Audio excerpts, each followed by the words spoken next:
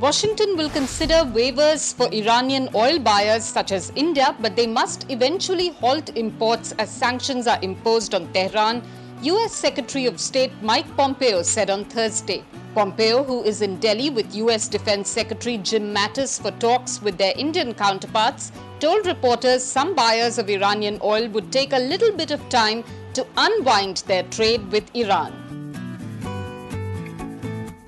Ride-hailing app Uber, which is considering India among 5 global locations for its futuristic aerial taxi service, said it is in talks with regulators in the country to gauge the modalities and constraints of offering such a service.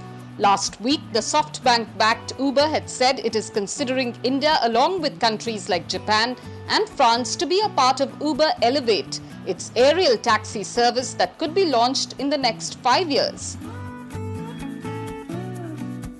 The government has decided to keep electric vehicles and automobiles running on alternative fuels out of the ambit of permit requirements in order to boost public interest in them. Vehicles using electricity or ethanol, biodiesel, CNG, methanol and biofuel need not apply for permits, said Union Road Transport Minister Nitin Gadkari.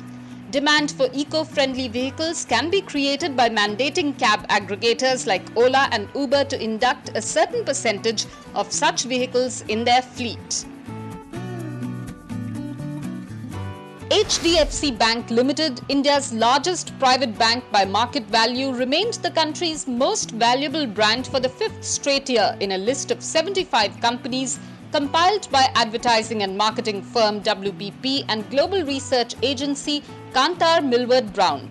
Life Insurance Corporation of India and Tata Consultancy Services Limited made a debut among the top 10 on the brand's list at number 2 and number 3 respectively. Reliance Jio Infocom Limited, the country's newest telecom operator, entered the list at number 10.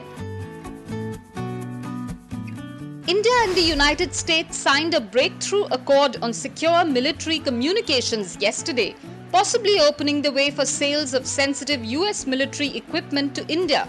The pact was signed after US Defense Secretary Jim Mattis and Secretary of State Mike Pompeo met Indian Foreign Minister Sushma Swaraj and Defense Minister Nirmala Sitharaman for talks aimed at deepening security ties.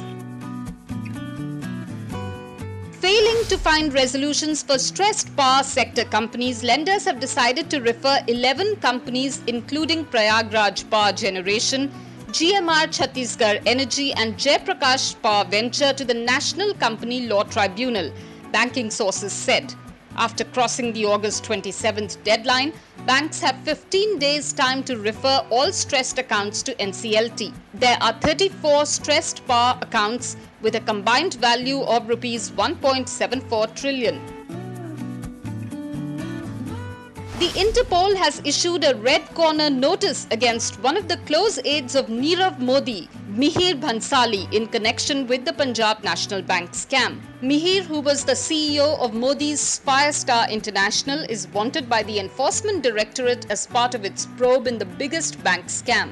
Interestingly, it was Mihir Bhansali, director of Firestar Diamond, who filed an appeal before the US Court for Bankruptcy in February, just days after the PNB scam was detected.